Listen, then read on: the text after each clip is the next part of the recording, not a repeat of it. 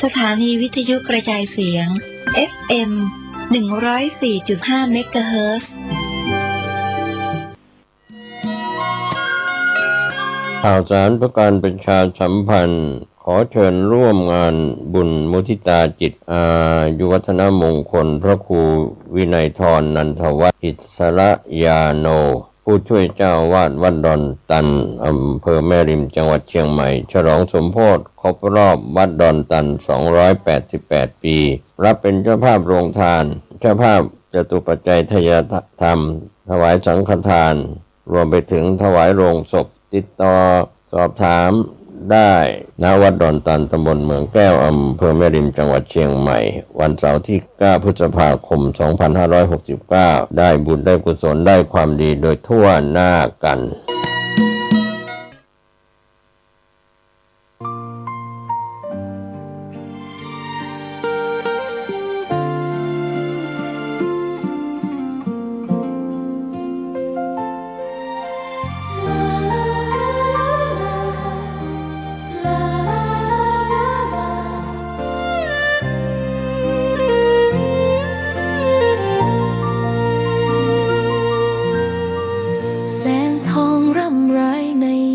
อุตสา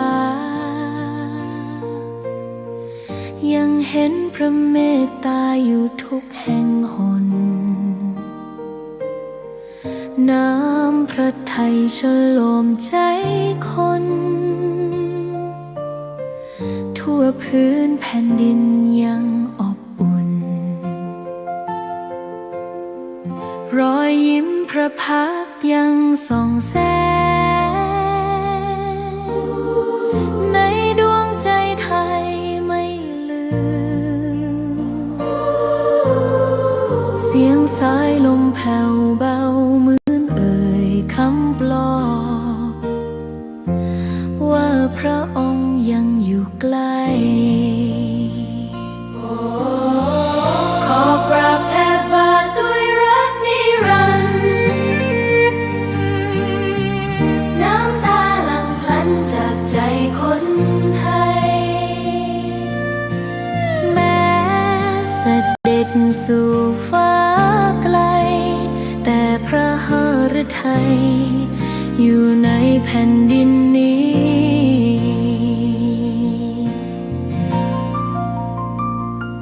สวนดอกไม้ยังบานดังวันเก่าราวกับเจ้าดอกไม้รู้ว่าพระองค์จากไปแต่กลิ่นหอมยังพัดผ่านใจให้ระลึกถึงพระเมตตาแผ่นดินนี้ยังส่องสว่างด้วยพระคุณอันยิ่งใหญ่ขอเดินตามรอยเท้าแห่งพระแม่ไป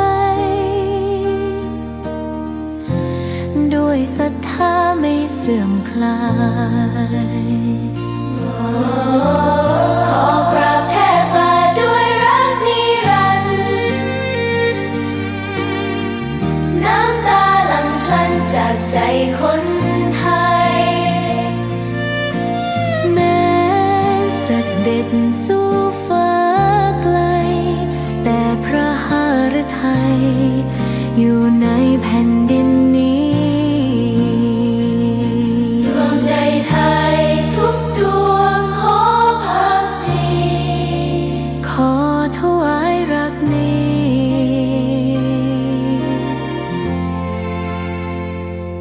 นิรันดร์แด่พระพันปีหลวง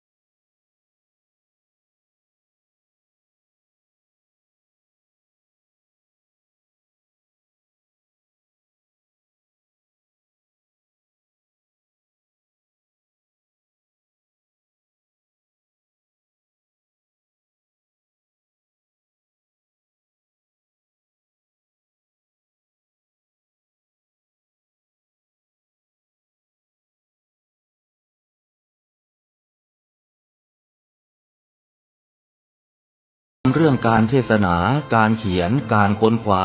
ซึ่งอาจจะเป็นเรื่องเฉพาะตัว แต่ก็สามารถฝึกขึ้นมาได้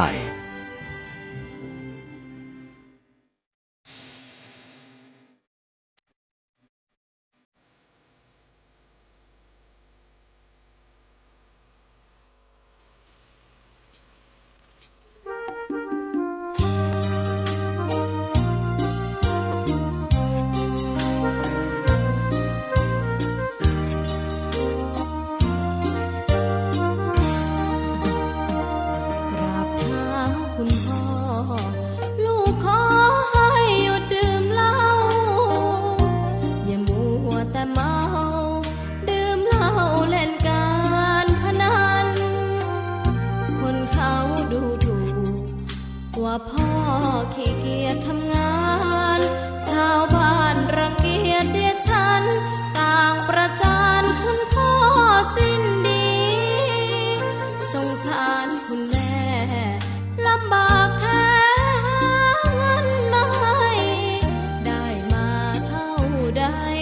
พ่อใช้จนหมดไม่มีขัดสนจนยากลำบากคนแค้นเต็มที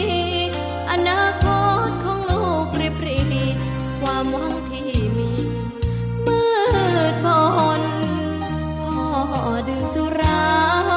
เหมือนกินน้ำตาของแม่พ่อจ๋าฐานะเราแย่หากไม่แก้ความจนแม่เตือนพ่อด่าตบตีแม่เสียจนชอกช้ำระกำมองมนซ้ำถูกคนเขานินทากราบเท้าคุณพ่อ ลูกขอให้หยุดดื่มเหล้าหากมัวแต่เมาคนเขาย้ำหมิ่นเรื่อยมากลับตัวเสียใหม่กลับใจมาพัฒนาพ่อจะมีคุณค่าเลิกดื่มสุราเลิกการพนัน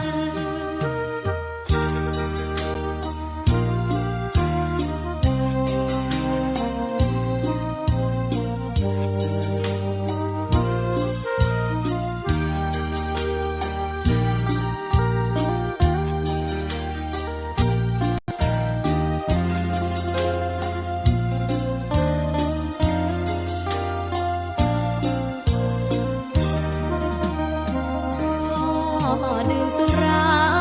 เหมือนกินน้ำตาของแม่พ่อจ๋าฐานะเราแย่หากไม่แก้ความจนแม่เตือนพ่อด่าตบตีแม่เสียจนชอกช้ำระกำมองมนซ้ำถูกคนเขานินทากราบเท้าคุณพ่อ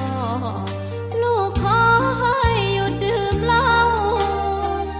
หากมัวแต่เมาคนเขาย้ำหมิ่นเรื่อยมากลับตัวเสียใหม่กลับใจมาพัฒนาพ่อจะมีคุณค่าเลิกดื่มสุราเลิกการพนัน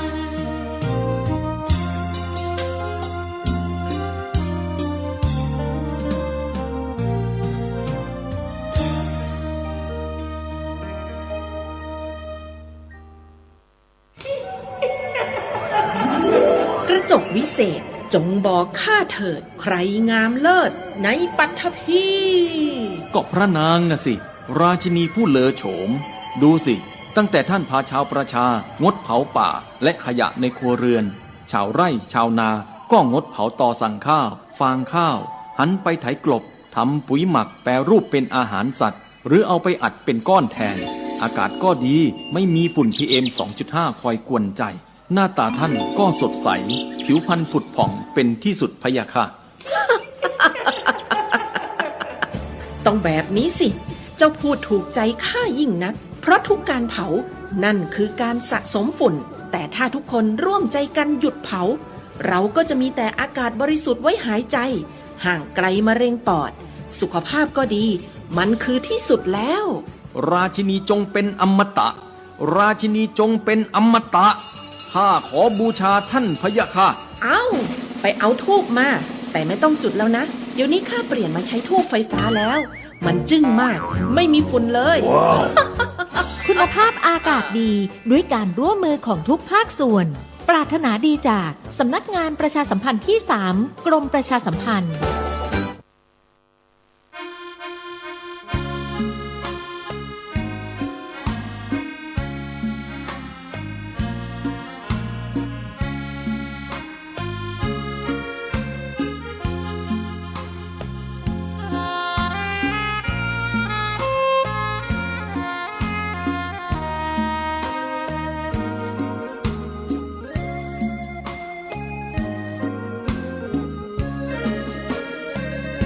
พลิ้วเพลงธรรมถูกถ้อยคำเข้าถึงจิตใจ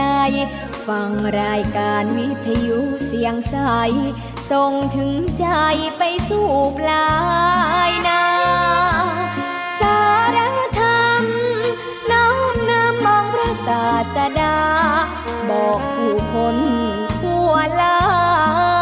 หันมาเข้าวัดฟังธรรม คลื่นเสียงนี้เป็นคลื่นธรรมะจากใจ ส่งถึงบ้านไกลบ้านไกล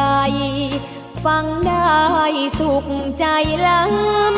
ำยามดึกดื่นค่ำคืนมีงานต้องทำเป็นคลื่นสารธรรม เน้นย้ำธรรมะเพื่อนใจ เสียงคลื่นธรรมบอกหลักธรรมให้คลายความเหงา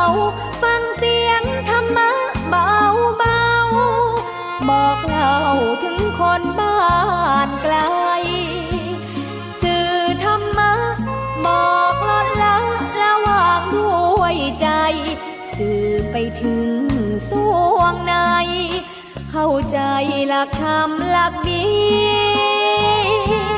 พลิ้วเพลงธรรมผูกสัมพันธ์จิตใจร่าเริง ฟังสาระธรรมะบันเทิง รื่นเริงในชีวิตยามวันว่างเดินทางไปเยี่ยมสถานีนัดพบกันน้องพี่ วันนี้วันดีวันเสาร์สวดมนต์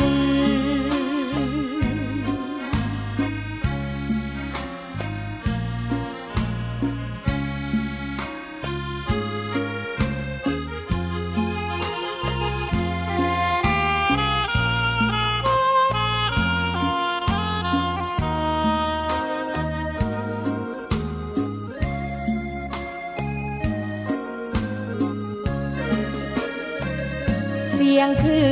นธรรมบอกหลักธรรมให้คลายความเหงา ฟังเสียงธรรมะเบาเบาบอกเล่าถึงคนบ้านไกล สื่อธรรมะบอกลดละละวางด้วยใจ สื่อไปถึงสวงใน เข้าใจหลักธรรมหลักดีพลิ้วเพลงธรรมผูกสัมพันธ์จิตใจร่าเริง ฟังสาระธรรมะบันเทิง รื่นเริงในชีวิตยามวันว่างเดินทางไปเยี่ยมสถานีนัดพบกันน้องพี่ วันนี้วันดีวันเสาร์สวดมนต์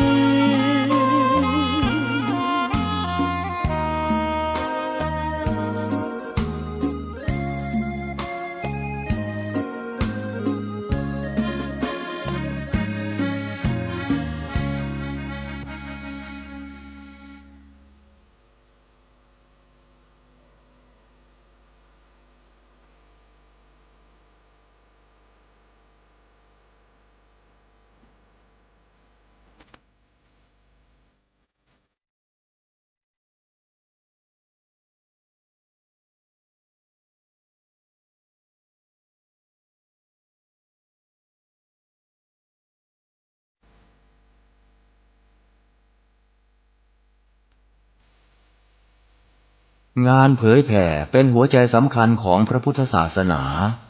พระพุทธเจ้าอุบัติขึ้นมาบนเป้าหมายแห่งการเผยแผ่ความดีนำความดีไปแทรกไว้ในจุดที่มีความดีไม่มากค่อยๆเจือจางจนกระทั่งความไม่ดีนั้นหายไปเหลือแต่ความดีหรือมีดีมากกว่าไม่ดี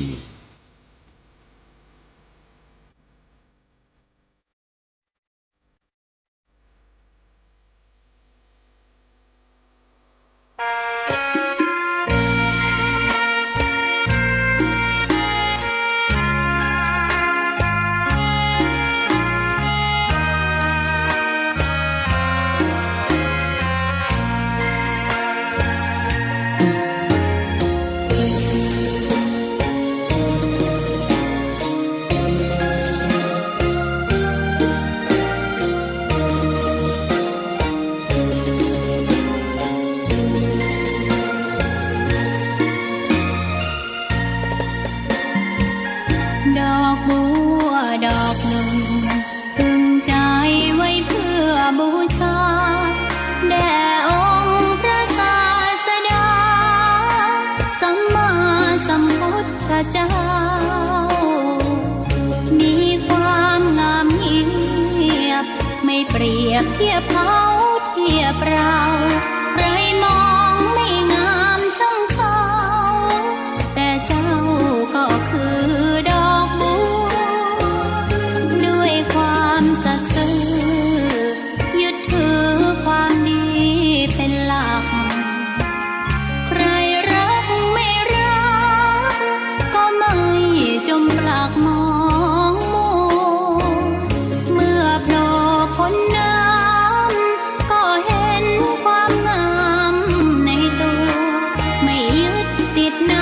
ตมชั่วขอเป็นดอกบัวดอกดีใครไม่มองว่าบัวงามเด่นแต่บัวก็เป็นดอกบัวทุกวันอย่างนี้ไม่อยากเด่นดังแต่มุ่งหวังในทางเด่นดีเกิดมาเพื่อสร้างบารมีถวายชีพนี้บูชาดอกบัวดอกน้อยเฝ้าคอยคนที่ใจบุญมาโอบเอื้อเกื้อกูลรู้ค่าของบุญเก็บบัวขึ้นมาเพื่อสร้างความดีและเสริมบารมีดังว่าใช้ดอกบัวนี้บูชาพระสัมมาสัมพุทธองค์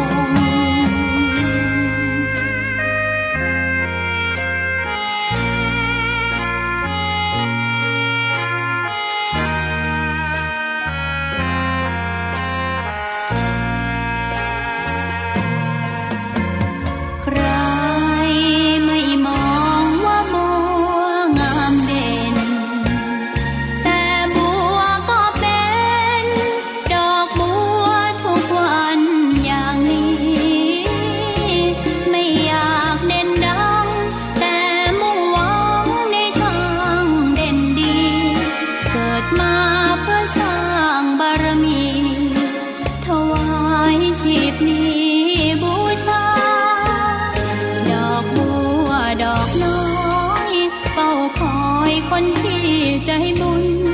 มาโอบเอื้อเกื้อกูลรู้ค่าของบุญเก็บบัวขึ้นมาเพื่อสร้างความดีและเสริมบารมีดังว่าใช้ดอกบัวนี้บูชาพระสัมมาสัมพุทธ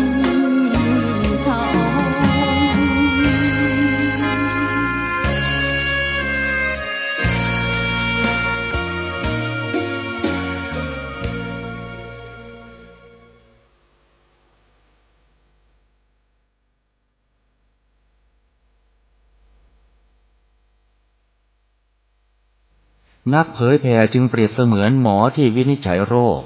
แล้วค่อยๆทดลองยาเมื่อเห็นว่าให้ยาถูกโรคก็คอยดูแลไม่ให้เกิดโรคแทรกซ้อนตามขึ้นมาอีกหมอต้องไวต่อการเรียนรู้เรื่องโรคและวิธีรักษาโรคฉันใดพระสงฆ์ซึ่งเป็นเสมือนจิตแพทย์ของสังคมก็ไวต่อการเปลี่ยนแปลงของโลกและวิธีบำบัดโรคที่มากับโลกฉันนั้น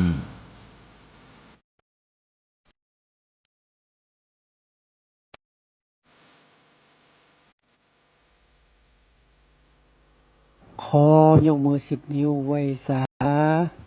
พระติรัตนแก้วเจ้าทั้ง3ประการอันมีพระพุทธเจ้าพระธรรมเจ้าพระสงฆ์เจ้าน้อมไหว้สาปุญญาบารมีธรรมพระเดชพระคุณพระเถรานุเถระเจ้าคณะพระสังฆาธิการสามเณรเจ้าจุตนจุองค์ด้วยความเคารพยิ่งตลอดจนถึงท่านผู้ฟังญาติธรรมครูบาอาจารย์ท่านเจ้าผู้บุญบานล้านนาด้วยความเคารพรักอย่างยิ่งครับผมยินดีต้อนรับเข้าสู่รายการสัปปะเรื่องเมืองล้านนานะครับวันนี้ก็มาฟังรายการจากพ่อน้อยพ่อหนานพ่อจานวัดเนาะวันนี้พ่อหนานนะครับก็จะได้มาน้อมนำเอาเรื่องราวต่างๆนะครับที่มาออกอากาศให้พ่อแม่พี่น้องท่านผู้ฟังหลายเตื้อหลายโหนนะครับก็ฟังกันอยู่เนาะวันนี้ก็จะมีแห่งวันหนึ่งที่พ่อจานพ่อหนานไกรสอนนะจะได้มานั่งอู้จ้าพ่อแม่พี่น้องท่านผู้ฟังญาติธรรมนะครับแฟนรายการทุกท่านทุกคนนะครับฟังได้ที่ขึ้นสถานีวิทยุขึ้น FM นะครับ 104.50 นะครับตั้งอยู่ที่วัดฝ่ายหินนะครับก็พ่อหนานนะครับได้ออกทุกวันอาทิตย์นะครับทุกวันอาทิตย์ประมาณ 10 โมงมื้อเช้าถึง 11 โมงมาฟังรายการสัปปะเรื่องเมืองล้านนานะครับวันนี้จะมีของอย่างดีๆมาคือพ่อแม่พี่น้องท่านผู้ฟังได้ยินกันแถม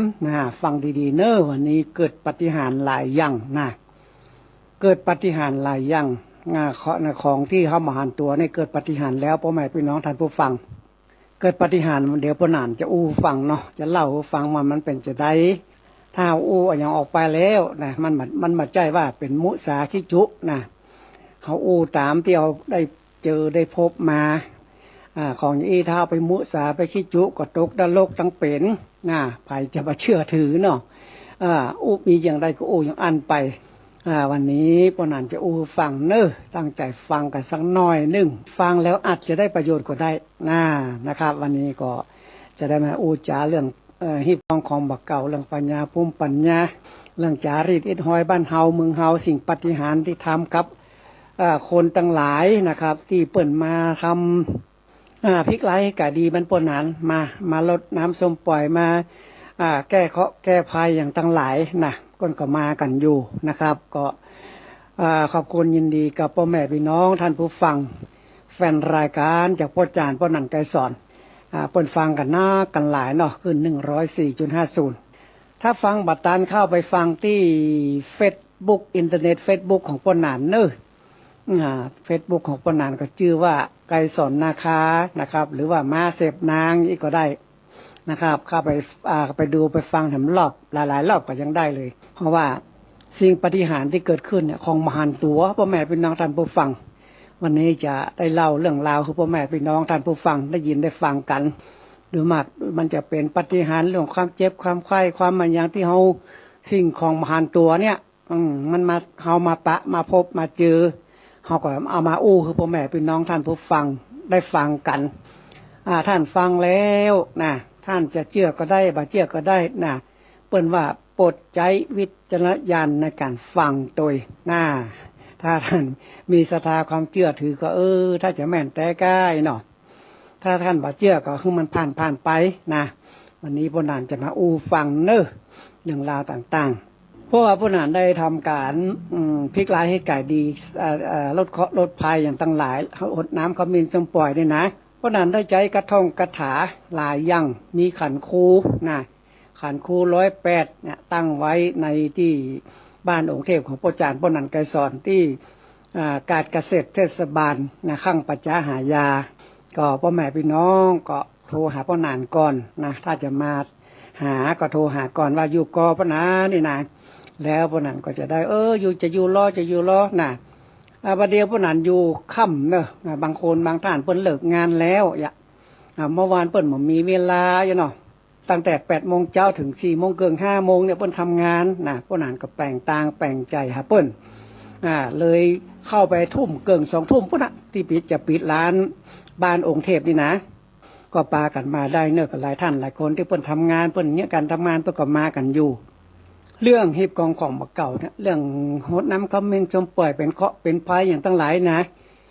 จนหน้าจนหลังเป็นอย่างบาสบายนะเป็นจมเจาะด้อยผีใส่คนใส่ตู้รองของร้ายนะ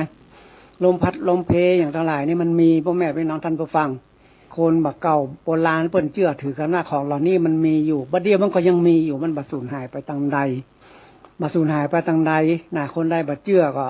โดนกันมานักมาหลายนะบางคนก็ตึงบ่เชื่อไปหาของยาอย่างเดียวก็มีกันแล้วแต่ท่านอันนี้เป็นความเชื่อส่วนบุคคลใครจะเชื่อก็ได้บ่เชื่อก็ได้อันนี้แหละครับพ่อแม่พี่น้องท่านผู้ฟังรายการสปาเรื่องเมืองล้านนาของพ่อจานพ่อนันไกรสอนนี่มาฟังกันเนอะพ่อนันไกรสอนได้ศึกได้เป่าน้ำมนต์ด้วยธรณีสารคาถาธรณีสารเอกธรณีสารหลวงเอามาเสกมาเป่าคือกับเจ้าบ้านเจ้าจองคือแก้ตู้รองของลายผีใส่คนใส่ลมพัดลมเพนี่เป็นบาสบายนี่นะเป็นเมื่อยเป็นไข้หลังในแผ่นหลังในต้องในหยังนะเตื้อมันก็มีเยื่องเหมือนกันนะเฮาเช็ดเฮาหูดเฮาแหกอันนี้มันก็ดีขึ้นก็มีเอาสมปล่อยโมนไปอาบมันก็ดีขึ้นก็มีอันนี้ความเชื่อของคนล้านนาของเฮาสมัยเก่าสมัยโบราณที่พ่อหนานได้สืบทอดมาพระคาถาหลายอย่างที่พ่อหนานได้ห้ามได้เฮียนมานี่ธรณีสารเอกธรณีสารหลวงนี่ธรณีสารนี่นะเอามาแก้คือกับคนต่างหลายมนต์สมป่วยแก้นี่เอาแก้สิ่งตู้ร่องของลายผีใส่คนใส่ลมพัดลมเพนี่คาถาเก่าโบราณแดมเอามามาจามาเสกมาเป่าคือพ่อแม่เป็นน้องท่านผู้ฟังฮือได้อยู่เย็นเป็นสุขฮือได้เจ็บได้ไหม้ได้ไข้ได้หนาวปัดเคราะห์ปัดภัยมีเผียวตรงมีเผียวเตียนหลายอย่างแล้วแต่ท่านจะปูจาจะมามีปัจจัยก็มาขอก็ได้นะเพราะนั้นมาได้เน้นนะครับภัยที่บ่มีปัจจัยทุกอย่างกันยากก็มาขอก็ได้เตียนปูจาลดเคราะห์ลดภัยอย่างนี้นะก็บ่แม่นใครประมาณนี้นะก็มาขอได้เน้อพ่อแม่พี่น้องท่านผู้ฟังเพราะนั้นนี่บ่จะเน้นเรื่องปัจจัยถ้าได้ก็พอนั้นก็เอาไปต่อยอดไปซื้อส้มป่วยไปซื้อเตียนมาต่อคือใจกันต่อกันไปต่อยอดกันไปเนาะก็ถ้าบักเก่าโบราณเนี่ยพอนันได้ห้ามได้เฮียนมาพอนันก็เอามาเสกมาเป่ามาสาธยายมาสวดใส่เก้าใส่หัวฮือทุกท่านทุกคนทุกท่านทุกคนก็ได้รับสิ่งดีๆไปอย่างพ่อปู่ฤาษีนารอดเนี่ยที่พอนันเอาครอบหัวฮือนี่นะครอบหัวฮือเวลาเป็นเจ็บเป็นไข้เป็นเมื่อยอยากจะไปทำงานอยากจะฮือมันมีพระคุ้มครองมีสิ่งศักดิ์สิทธิ์คุ้มครองพวกนั้นเอาเสียนพ่อปู่ฤาษีนารอดเนี่ยครอบหัวฮือหรอถ้ามันอย่างเสร็จแล้วนี่พวกนั้นจะครอบหัวฮือเสียนพ่อปู่ฤาษีนารอดเนี่ยพ่อปู่ฤาษีนารอดที่เพิ่นมีบุญมีปรมีมากสมัยโบราณนี่พระปู่ฤาษีนารอดเพิ่นได้สร้างพระรอดมหาวันกับเจ้าแม่จามเทวีเนอะพระรอดมหาวันองค์ละเป็น20 ล้าน30 ล้านนั่นนะพระปู่ฤาษีนารอดเนี่ยกับเจ้าแม่จามเทวีได้สร้างได้ทำขึ้นมาแล้วเพิ่นก็เอาฝังไว้ในวัดมหาวันเวลามารูนมาโคนไปขุดปะใส่องค์เป็น10 ล้าน20 ล้านมันขลังมันรอดสมชื่อว่าพระปู่ฤาษีนารอดพระปู่ฤาษีนารอดนี่เปิ้นจะมีอยู่3อย่างเปิ้นจะมี3อย่าง1เปิ้นสร้างของขลังเนี่ยพระรอดละปุนเนี่ยกับเจ้าแม่จามเทวีขลังมากเลยคนใดมีที่บอกมันถึงลวดต้องหลุดต้องพ้นปตกปเสียงองค์นึงไป20 ล้าน30 ล้านแต่แป๊บเดียวเนาะมันมีหลายรุ่นเนอะพ่อแม่พี่น้องท่านผู้ฟังพระรอดมหาวันนี่รู้สึกว่าจะมีอยู่3ชนิด5ชนิดก่อนมี5ชนิดก่อนบางชนิดนี่แข็งเอาขีดกระจกยังปุดยังตัดได้กระจกได้เลยบางรุ่นนะ พระรอดมหาวันเนี่ยพ่อปู่ฤาษีนารอดเลยเวลาไผ่เปิ้นจะมีกิจอีก3อย่างหนึ่งคือการทำพระรอดหลับปูนพระรอดมหาวันกับเจ้าแม่จามเทวีอันที่2นะครับเปิ้นช่วยคนเรื่องยุกเรื่องยาเรื่องสมุนไพรอย่างตั้งหลายยาคนเนี่ยใครคือคนได้เจ็บได้หายได้ป่วยได้เมื่อยได้ไข้ขอหายนะพ่อปู่ฤาษีนารอดเปิ้นทำเปิ้นมีบริวารมีคนที่มาขอความช่วยเหลือจากพ่อปู่ฤาษีนารอดเนี่ยสมัยโบราณเนี่ยพ่อปู่ฤาษีนารอดเปิ้นมีสมุนไพรเหรอสมุนไพรนะกินมันแค่ชั่วโมง2 ชั่วโมงก็หายแล้วเดี๋ยวเพื่อนอาจจะยกตัวอย่างให้ฟังเนอะ ถ้าว่าเชื่อนะกินถ้าทำเนี่ยทำไปนี่นะประมาณบ่ถึงวันก็หายเลยฟังนี่จะฟังดีๆเนอะ